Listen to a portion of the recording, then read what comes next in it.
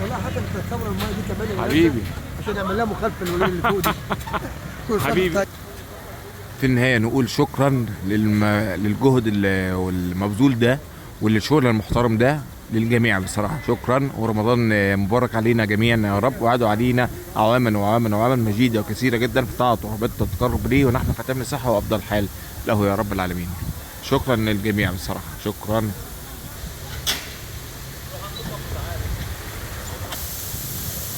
مليون